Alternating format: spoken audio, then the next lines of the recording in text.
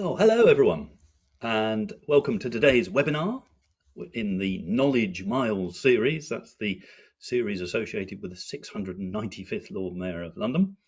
Today we've got what looks to be like a great lecture, Inclusive Leadership Through the Lens of Behavioural Science. Through this lecture and through others, we aiming to address the connections sort of in and around the square mile, which Michael Magnelli, the Lord Mayor of London, calls the world's coffee house. My name's Richard Harvey. I'm a professor at the University of East Anglia, and I'm also a former professor at Gresham College, which is one of the oldest educational establishments in the world, sponsored by the City of London and others. And I'm the convener. So my job is to give a short intro and then get out of the way before we get started. Quick run through of the agenda today. The idea is that I will say a few words, which I'm doing now, and then our speaker, Grace Lordan, is going to entertain us for around 20 minutes. And then, as the tradition in this series, we're going to have quite a long set of questions and comments, which is one of the admirable things about this series compared to others, I think. Now, on to that speaker, Dr. Grace Lordan. When you look at her website, www.gracelordan.com, there are so many affiliations and good things on that website that I cannot possibly go through them all. But I'll tell you two that just might be material. The first one is she has an affiliation at that very distinguished place, the LSE, London School of Economics. And the second one is I notice she has an excellent looking book called Think Big, which looks superb and is on my list to buy. But if you do want to find more about her, do go to the website, and the website in itself is a very good read. Right, that is enough from me. Now over to the main event, Grace. Thank you so much, Richard. I really appreciate it. So I'm just going to share some slides. So hopefully everybody can see those now. So as Richard said, my name is Grace Lordan, and I'm also an academic. So the fact that he suggested that my talk might be entertained me, because academics generally aren't known to be that entertaining, but I will do my best. Today I'm going to talk to you about inclusive leadership, and particularly I'm going to talk about inclusive leadership through the lens of behavioural science. I am an associate professor in behavioural science at the London School of Economics, and I spend a lot of time teaching executive and other master's students about inclusive leadership through this lens. So I hope you will find it interesting, and I hope it will kind of provoke questions that we have a good discussion when I finish. But before I tell you a bit more about behavioural science, I want you to meet a person called John. So John is a colleague who I met in the City of London about 4 years ago now.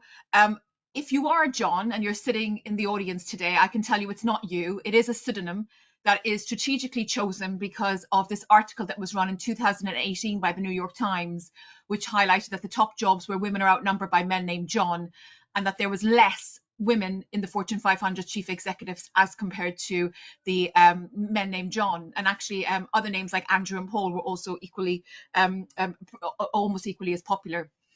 But the reason why I've chosen the name John is a fewfold. So firstly, it demonstrates potentially one aspect of inclusion. So the lack of inclusion of women in the City of London, perhaps in these key roles, particularly getting to executive roles like CEO, CFO and COO.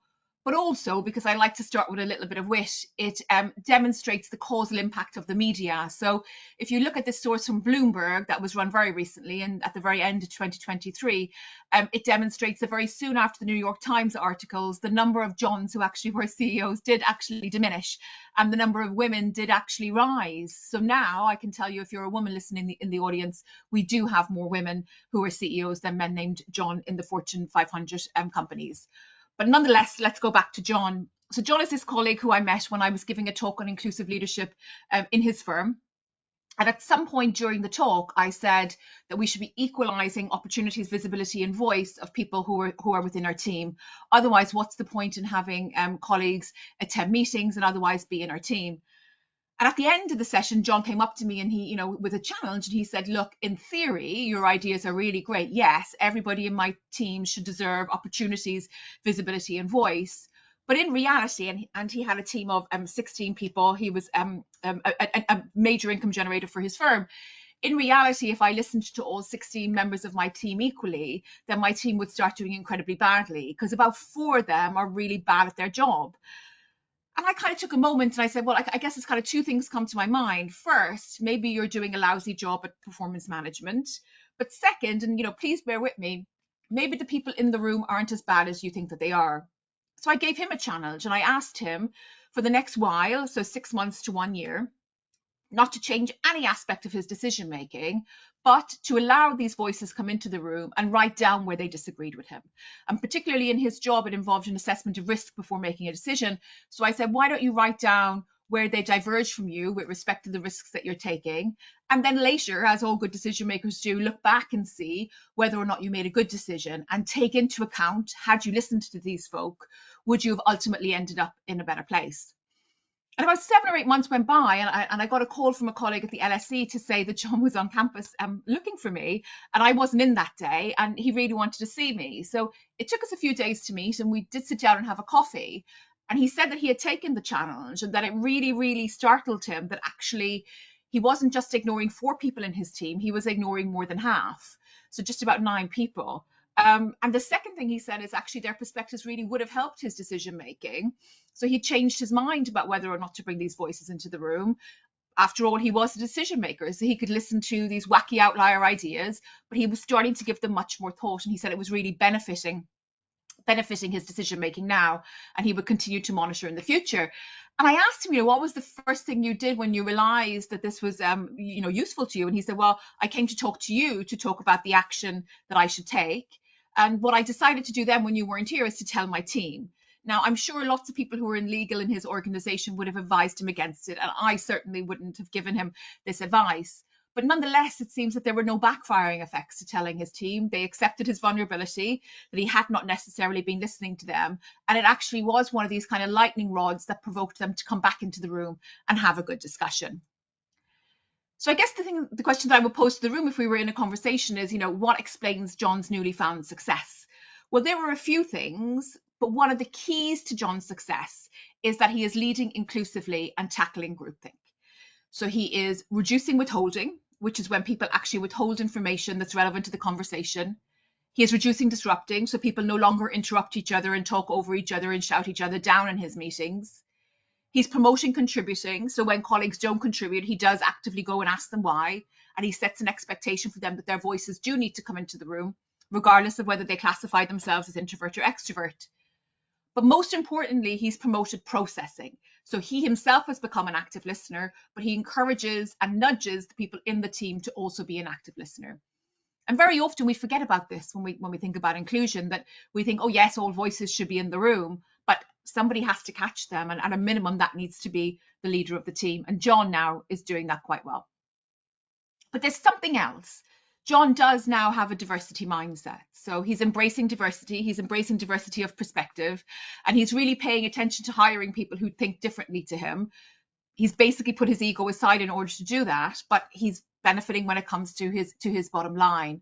So had John continued just to listen to people who had the perspectives of him, he would have felt pretty good about himself, but he otherwise wouldn't have been challenged, and he wouldn't have gotten to where he is now, which is, even though he was successful before, he's really, really successful now. And it's interesting to think about John and these habits that he's brought into meetings, encouraging people to speak up. He's saying less. He's priming people at the beginning of the meeting when he really needs a good discussion. He's asking the question, or he's making the statement, if all of us agree, the wrong people are in the room. He's really embedded really good habits in how he goes about his day-to-day life in his organization. And if you came to LSE and studied behavioural science, which I hope you will, you would be very welcome, you will learn about these 2 different thinking styles. So system 1 is very, very fast. You're on autopilot. It's unconscious. It's habit driven. And system 2 is very, very slow and very, very deliberate. And if you came to LSE, I might pose to you, how much time do you think you spend in system 1 thinking? Well, the answer is we spend somewhere between 80 and 95% in our system 1 thinking. So this really underlines the importance of us putting habits in place as managers, as leaders of organizations, that will allow us to lead inclusively. Not lead inclusively so everybody feels good about themselves. That's a nice side effect when you're giving people opportunities, visibility, and voice. but leading inclusively so you can actually get the best of talent and leverage the benefits of diversity inside the firm wall, just like John did. So a lot of my time when I'm working in organizations is about rethinking what are the habits that the managers in this organization have, what are the habits that the leaders in this organization have, and what are the structures in place that ultimately promote inclusive leadership.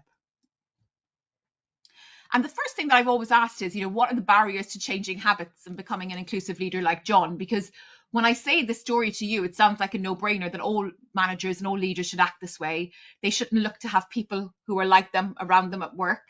But nonetheless, that happens. We see over and over again affinity-based hiring, familiarity-based hiring in our systems that ultimately disrupt talent, diverse talent on their career journeys.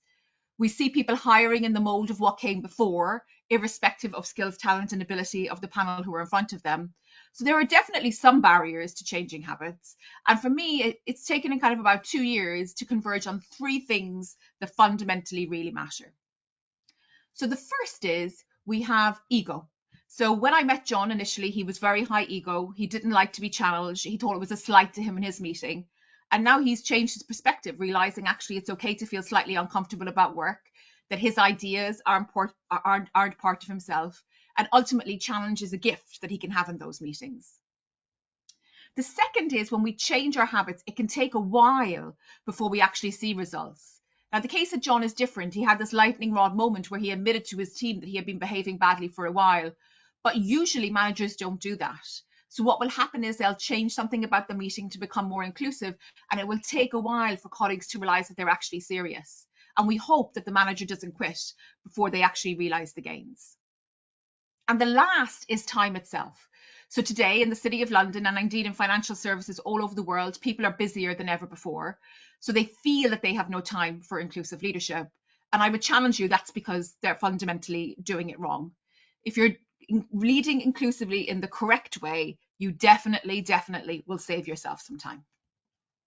So today, because I have very limited time to speak, I'm going to give you some small ideas about how you can be more John. And what be more John means in this scenario is how you can lead more inclusively, be challenged, put your ego at the door, and get the productivity gains that I know diversity can bring when there is inclusive leadership. So the first thing that managers need to do is to identify and prioritize the things that matter. And I've done this across functions, across organizations, mainly in finance, but I also have some experience in major retail, manufacturing, and technology. And the very interesting thing is that the main things that people do, the things that really matter, are about 5% of their day-to-day activities. We spend way too much time in busy work, and we spend way too much time collaborating over decisions that are fundamentally really small. So what this means when I identify and prioritize the things that matter is that I can have 2 buckets. One are the things that I do that really matter for my job, that really matter with respect to adding value. And it's very hard to reverse my decision because the sunk costs are too high. And the other set of decisions are these reversible door decisions where actually it fundamentally really doesn't matter. It doesn't matter if I format the PowerPoint in a way that's fantastic for my team meeting. It doesn't matter if the report is 20 pages versus 10 pages, and actually 10 pages is probably preferred. But what I'm really doing is I'm getting very real about what's the core of my duties that fundamentally adds the most value. The second thing, which John was really good at, is that he was able to identify time sinkers within the rest of the things that he was actually doing. What was the busy work that was holding people back? And if you think about perfectionism within corporate companies today, one really interesting stylized fact is that perfectionism actually costs much more money as compared to people who run late coming to work or people who take a decent amount of sick leave. So what that means is that we should be tackling perfectionism, but few managers really do. And one quick hack for this that I really like is thinking about the types of activities that I might be delegating to my team and thinking about whether or not good is good enough in this particular scenario, or whether or not I need them to aim for excellence. And just by saying to my team members on this occasion, good is good enough, or we really need this to be excellent, guides them on their priorities, which is really important as we're navigating our career, but also saves time for them and stops that stress effect that perfectionism brings within teams and to individuals. The third thing that John was really good at was really thinking about autonomy and transparency. So when we are managing diverse talent, very often the temptation is to mold people in our own image. But of course, that gets rid of all the diverse perspectives that people could bring on any day-to-day basis, and it really promotes conformity, which we definitely do not want. In contrast, if we delegate tasks with autonomy and leave people do them the way that they want to do them and try not to intervene even when we want to, it's a really effective way to give us time back, but also to increase psychological safety within our team. One of the best insights from the academic literature that I've seen is that when we give more autonomy to people, their psychological safety increases. Now, there's 3 conditions that really surround that. As a manager, you want to give more autonomy. And you want to give more autonomy, but simultaneously provide and say 3 things. 1, you have absolute accountability for this task, and I'm giving you that accountability, but if you make a mistake, you have to let me know. That's number 1. Number 2, if you get stuck, you have to let me know. And number 3, if you need additional support, you have to let me know. And what you'll find then is that people will choose to come to you more or less, depending on their personality style or the level of support that they want. Usually younger colleagues will come more often, and more seasoned colleagues will come less often. And the other thing to do in large organizations is to add transparency. So if we're going to start delegating, if we're going to start giving autonomy, if we're going to start promoting trust within the organization, one way to make sure that people do trust you is to have transparency over what you're doing. That doesn't mean lots of meetings. It doesn't mean lots of paperwork. Just there's a clear line between who has responsibilities for tasks and whether they're designated as things that need excellent or things that need good enough. The fourth, and I mentioned when I met John in the beginning, I spoke a lot about opportunities, visibility, and voice. And one of the biggest things that you can actually do to inspire people to be productive in your organization, to motivate them, to promote their psychological safety, is to make sure that they have equal opportunities, visibility, and voice compared to people around the table. And that does mean if people aren't performing so well, that you do take performance management very seriously. In contrast, and as you might expect, if you don't equalize opportunities, visibility, and voice, people who have lower levels of opportunity, visibility, and voice in comparison to their colleagues are going to have lower levels of psychological safety, and it subsequently will impact on their productivity. What you mightn't expect is in groups where there's unequal opportunities, visibility, and voice, those that have higher levels of equal opportunities, visibility, and voice also have lower levels of psychological safety. It doesn't feel intuitive, but actually in an individualistic culture, if you know that you're being treated unfairly and being given more opportunities, you also feel that that's a very, very shaky place to be. So you might ultimately lose that. And that's why we see these negative ramifications in psychological safety. And last, one thing that John has got very good at is saying he doesn't know, changing his mind, and fundamentally going with a very, very different decision that he would have made before he ever entered the room to discuss with his team.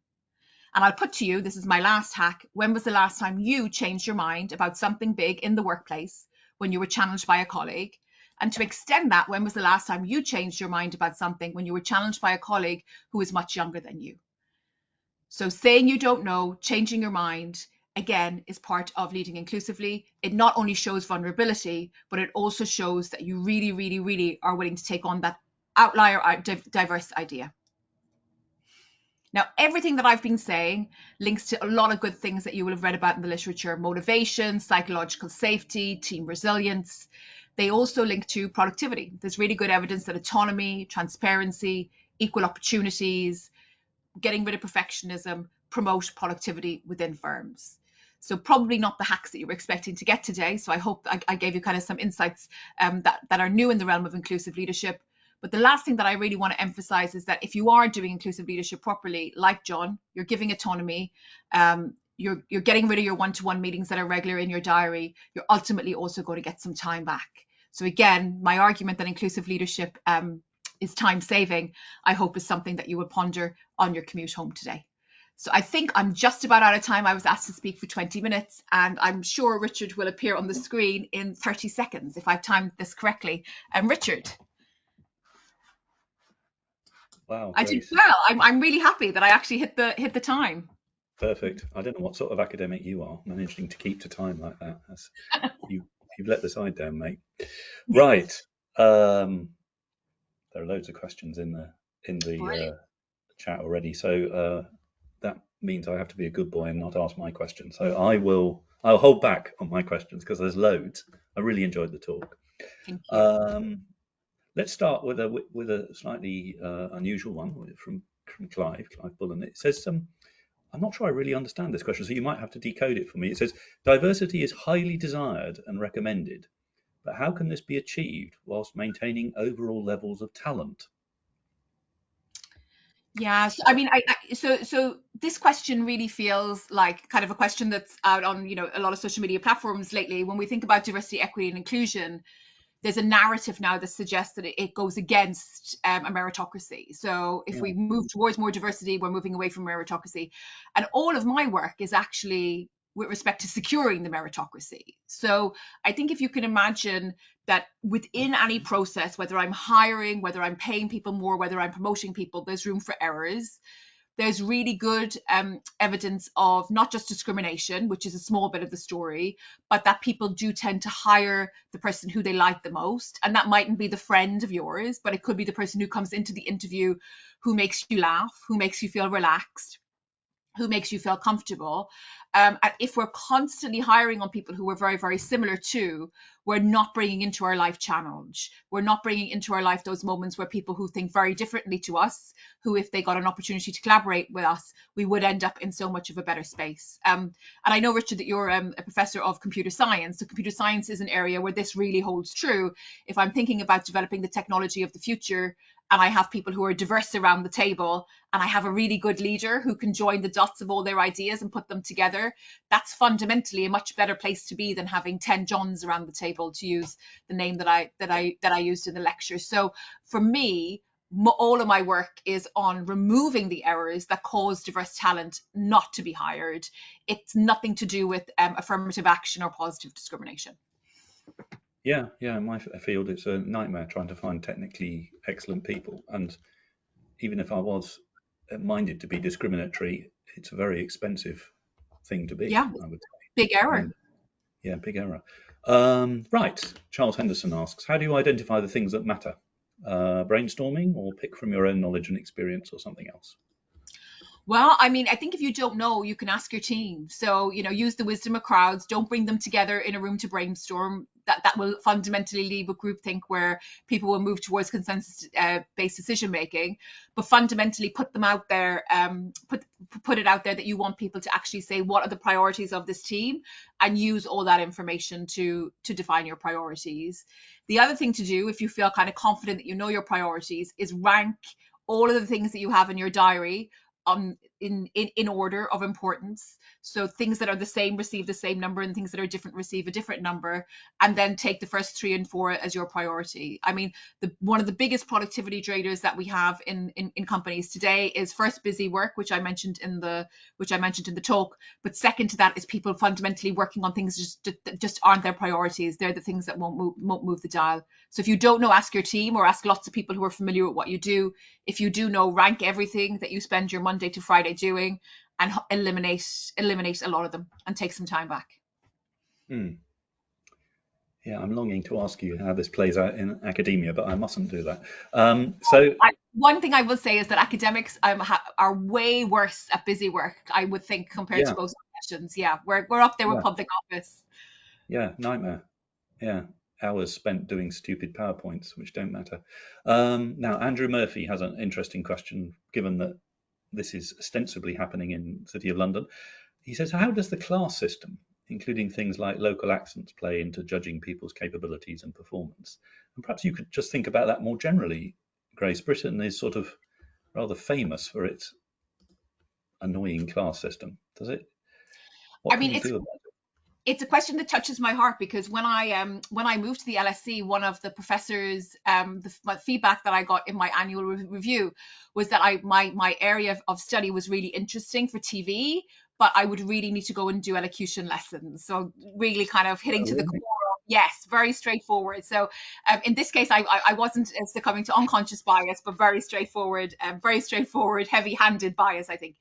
I think Wow. this, so for me, these are the type of things that I try to eradicate in decision making. So the clothes people are wearing, the university the person went to, the accent that they have, and how can we get people closer to choosing folk who are highly skilled, talented, and able. And one thing that really depresses me is that there's a certain group of universities here in the UK that if students get a pass grade, so like 50, 55%, they're something like 80% more likely to get a job in financial services compared to the student who went to the lower ranked university and got 85%, even though the kid who went to the lower ranked university will be higher on the skills that are actually needed to do the job, because actually to get 85% in any university is really fundamentally so high. So I think the question on accents is up there for me with feeling a similar sense of humor with somebody, sharing the same hobbies, having the same accent, wearing the same clothes. These are fundamentally not things that we need to demonstratively do a job. Unless I'm playing somebody from a particular part of London, I shouldn't need to have that accent unless I'm in the National Theatre. So what this means for companies is getting really clear on what are the skills that are actually needed and what are the tasks that will be needed to do the job, and then using the time when they're choosing someone to promote or hire to assess the person in that regard. And interestingly, a number of the big technology companies now are saying, look, universities do a really bad job at deciphering talent. We're really worried about the class system, so we're going to move towards task-based assessments. And your field, again, Richard, is a perfect one for this, where if what you want somebody to do is, coding or to create a particular type of software, you can ask them to do that task and look to see if they've actually managed to do it in a really objective way. You don't need to hear them come to the interview and say that they do it in a particular type of accent. So an amazing question. And at the moment we're working on a big project on socioeconomic diversity and its benefits and how to promote talent moving through. But for me, accent shouldn't play a part in determining whether or not you get a job. Grace, could I just clarify something? I mean, the word diversity is being used in two ways, I think, here, isn't it? One is about thinking diversity, which I understood most of you are talking about, and the other is diversity of background and social class. Are they the same thing? I mean, do they intersect in a way that because you could have quite a diverse sort of thinker. I'm sure you've met people like that. This is a brilliant question. So, if you look at the literature that links diversity to outcomes, it really is cognitive diversity has come to the very definitive conclusion that cognitive diversity is good for business. But things like gender, socioeconomic background, ethnicity, other things that will cause us to walk through life and have different experiences are correlated with cognitive diversity. So the risk, though, is that if I'm somebody who is underrepresented in terms of gender, ethnicity, or socioeconomic background, that when I go to a company or I go somewhere to work, I'm ultimately going to conform. So the different perspectives that I have won't come out in that room. If I'm a very smart person, I might make a decision. Look, I really want to do well in my career, so I'm going to conform. I'm going to learn the rules of the game. So I'm not always going to be talking about these unusual opinions that I have that fundamentally could be very, very valuable. So what we need to do as researchers when we're in the lab is basically elicit cognitive diversity and try to get people to speak about the information that they have hidden about risk or about creative ideas. And then what we try to get inclusive leaders to do in companies is fundamentally to do the same, to move away from information that's shared or experiences that are shared towards being really interested in the differences that are among the group. And do you think cognitive diversity, when you say that, it sounds a bit less sort of threatening than background diversity, background diversity seems to trigger certain people on social media, but when you talk about people who think differently, lots of people say, well, that's a very good thing. Do you think the two are sort of confused in people's minds, or maybe it's right that they're confused? I don't know. This isn't my area, but yeah, no, I think people fundamentally don't see the link between background diversity or demographic diversity and cognitive diversity. I see, yeah. And then if you can explain it in a way that people need to have core skills, but actually having them gone through a life experience and had very, very different experiences, or having them think in a way that's fundamentally very, very different is really good for a team like John's or like anybody else who's trying to make decisions in uncertainty, who's trying to create, who's trying to innovate. If you get them to understand that, then the next big blocker is removing ego and getting people feeling comfortable, feeling uncomfortable in rooms, which most of us are actually fundamentally really bad at. Yeah. The ego thing is a problem. So Matthew Leach has I think it's an interesting question. He says, aren't there practical limits to this? Would it really help, for example, to include a flat earther in a satellite communication conference? I think the limitation is on, I think of it the other way. I think about it, what type of jobs do we actually need diversity of thought in. So this is anywhere where we're navigating through uncertainty, where we have people who have core skills that they can reasonably be part of the conversation. If we have jobs that are more routine, for example, on an assembly line, it probably doesn't matter from a productivity perspective where the people come from, what their demographics are. And then you might want to have diversity for the good of society. So there's an argument about, wanting to be, the kind of the social good. But the productivity argument, the gains are all on the professional worker side. So once the core skills are present, having somebody who does think differently, who has different information that they can bring into the room, different perspectives, has been shown to matter. The biggest limitation, if I was to pick one, is that as human beings, we want to fit in. So we tend to move either towards conformity, or we tend to stop talking or shut our mouths or leave the firm if people aren't listening to us. But very rarely do people feel comfortable being in dissent for a very long time within a team where they have a different perspective continuing to speak up. And that's why this role of the inclusive leader that we're discussing today is really important. Yeah, it is very tough being the constant person who speaks truth to power. It can Yes. feel very, very wearing. I mean, just to reflect upon something you said there, which is, are there jobs where thought diversity doesn't matter? And I think you gave the production line example. I think even there, it might be important. I'm in my spare time, I'm a Coast Guard, and if you make the wrong decision, you're going to kill someone or kill yourself. Yeah. So we really worry about diversity in the team because the consequences are so great for us. If somebody's got if you've got groupthink, you could kill yourself. So maybe that's even high. I thought of it as lower stakes, but maybe it's higher stakes than some of finance decisions. I don't know. Anyway, David Adams asks, creating one new John, so I think he means new John, not old John, does not necessarily impact all the other Johns. How do you build inclusive leadership across the whole culture? Have you any thoughts or Yeah. experience? I do. So if you think about culture change in firms, there's kind of three mechanisms that people usually think about. So the tone for the top. So anybody who's sitting here today who comes from a large organization will have a CEO who's very well versed in talking about diversity and inclusion, very, very polished. And most of them, I'm happy to say, will actually walk the talk. So they will do the actions that are in line with the words that are coming out of their mouth, which used to happen in the past. So that's one wonderful change. The second of these compliance-based mechanisms, where usually human resources come up with some rules around hiring and promotions, and maybe they even have targets or quotas, and they'll ask the people within the company to adhere to those rules, and some people will and some people won't. And those two mechanisms, tone from the top and compliance-based mechanisms, are really relied on in large firms, and they do get to some progress. The question on how many Johns is really if you want to make change by looking at managers and thinking about the behavior of managers. Now, the first thing to say to the person who and I didn't catch their name, but the first person to say is, if you are a manager and your company is really toxic and you manage to create an environment that's inclusive, where people like you, where people feel they can add value, where they have opportunities, you will have way higher retention rates as compared to all of the other managers who are around you. So even at one John, there's value at doing this. But asking about how many Johns do we need to change a culture is really a question about tipping points. So behavior within organizations is contagious in both directions. So if I very badly behave people, I'll end up with a lousy culture. If I very well behave people, I'll end up with a good culture. The inclusive leadership isn't about well-behaved people creating this kind of atmosphere of belonging. It's about inclusive leaders creating a place where everyone can participate and people are comfortable being channeled. So it's different maybe to what you think about when it comes to inclusive leaders. But the number for a tipping point is somewhere between 30% and 55%. And we don't know enough about why some contexts matter and some contexts don't.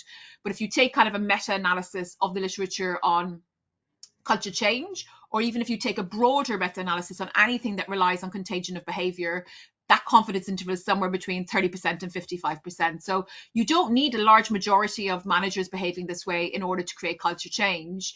You just need enough. And enough is basically kind of in and around the halfway line of the population of managers in a company. And Grace, I mean, there's an interesting question from Martin White, which is, who asks, how well is our way of rewarding and incentivizing leaders designed for selecting such leaders? And I suppose I was sort of thinking of a sort of old-fashioned company which was full of old Johns, not behaving in a bad way. And then there's this sort of new John, and he just looks wacky. I mean, his team is behaving in the most odd and weird way as far as everyone else is concerned. How do you spot it, and then how do you incentivize it? Well, I think the first thing to say for this John, he's directly incentivized because it's impacting his P&L. So he's making much better decisions. Yeah, So his bonus every year is going up. I think the question of incentives came up yesterday when I was in a large organization, and I'm really for incentivizing the behaviors that we want in companies. And there's a small amount of evidence, which I think people should take seriously, that for this type of behavior, you don't need to offer people a huge amount of money in order to change their behavior. You just need to say it matters, and it matters for your bonus, even if it's a very small amount relative to the entire amount that you're going to take home. Because as soon as we make salient to people a particular behavior that we want leaders to have, and as soon as we have a narrative around this is actually going to matter when you're progressing in the organization, so every year you might get a bonus if you manage to behave in a way that's actually inclusive. And that can simply mean that people in your team don't feel like they need to conform. It can be one question on a survey, but then you manage to get that bonus, and that's going to help you get promoted in the future. That's another way to kind of accelerate tipping, so that the kind of contagion will actually find momentum. I think in the absence of that, the managers seeing for themselves that it actually really matters to be challenged in these uncertain times. And, now compared to 10, 20 years ago when we were in, growth cycles, when command and control type leadership was quite effective because usually we were on an upside of a deal if we were making a deal, because that's the way the economy was pushing us. Now we're navigating much more uncertainty. There's many more losers. I think it's much more valuable than it was before. But I personally would love to see younger people who are taking on management responsibility, who are truly brilliant in financial services, be given the skills to help them navigate managing a diverse team, because it's not easy to go into a room and to be challenged. It's not easy to feel uncomfortable. It's not easy to have your ego slighted. We all have it. And if you're thrown in there after 5 years of really excellent performance as an individual, it doesn't surprise me that people continue to act as individuals. And fundamentally what we want to do is have those people leave a legacy behind them of other folk who will be retained in the organization. And right now our incentives aren't set up to do that. Yeah, you're right. It can be very tough for a new leader to have to deal with an experienced team. Very tough indeed. Yeah.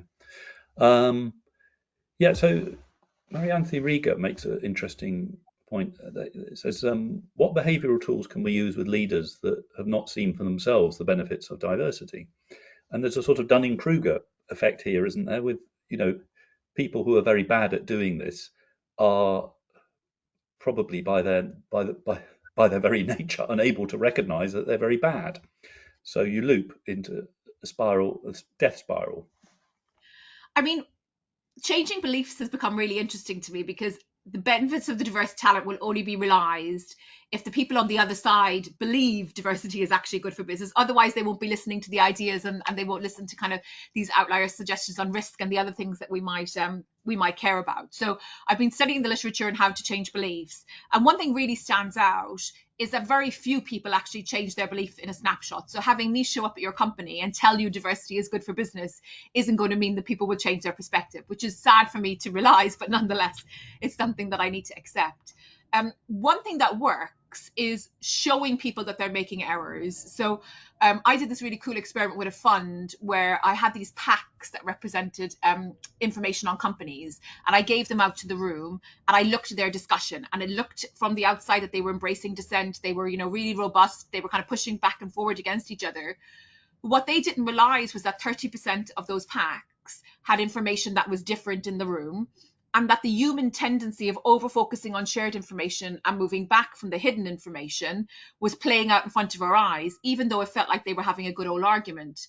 And in that case, telling them after the fact that all of this information that was relevant to the discussion was discarded was enough for them to want to come and learn about inclusive leadership tactics, and for them to learn about what it would mean to put their ego at the door and to really lean into hidden information that didn't feel clear to them. So that lightning rod moment, just like John, can come when you actually demonstrate to somebody that they're basically messing up by not paying attention to hidden information, by not leaning in with curiosity when somebody has a different idea, is one way to change beliefs and get people to see the value of diversity.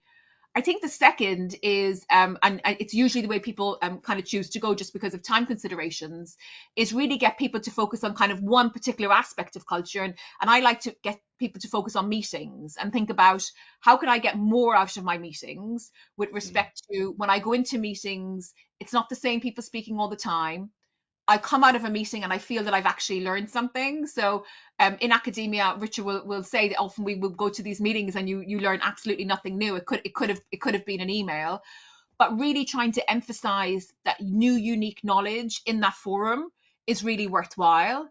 And then challenging yourself as a leader to put that together can again show you the value of diversity. So changing minds about diversity isn't just kind of standing up and shouting that we want to have equal rights. I think it's demonstrating live for a person's decision making that it's really causing them to mess up, or in the second case, which is a bit lighter touch, getting them to see for themselves over time through running better quality of meetings that actually having these diverse perspectives is really worthwhile. And Grace, I was just sort of skimming the questions and looking for themes, and one of them is a sort of, this is all very well, but how do we do it? And you mentioned interviews several times, and there was all this literature showing that unstructured interviews are a disaster. They don't improve diversity and they're hopeless. So the solution to that is some sort of structure, isn't it? You have a very sort of structured way of recruitment. Are there structures you can use for meetings or your interactions that improve diversity of thought? Yes. So just to say on interviews, I'm not a fan of interviews. So even structured interviews, I think if you had a monkey throw a dart on a dartboard, Don't get me started. yes. Let's no more interviews. Yes. No more interviews. But we have to have meetings. So interviews are like meetings in somewhat psychological way, I suspect.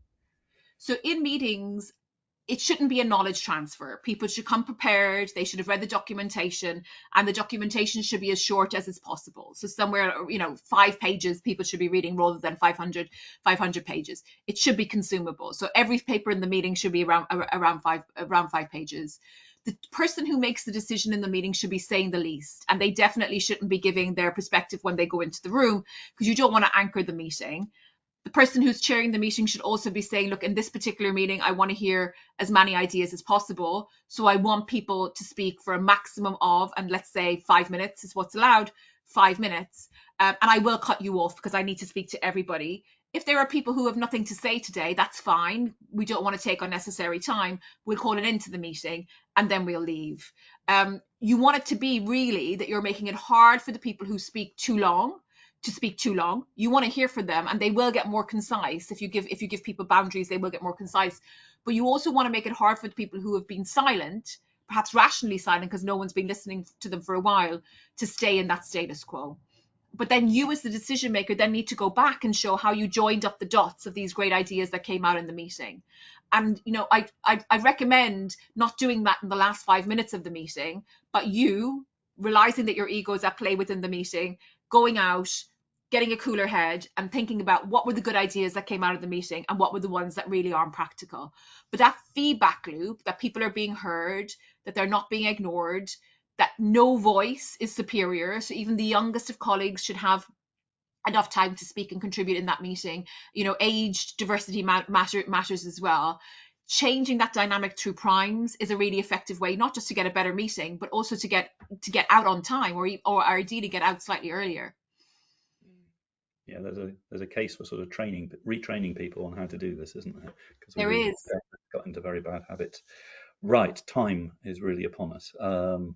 Great talk, really enjoyed it. Thank you. Lots of questions, which is always a good thing. Just a quick few remarks at the end.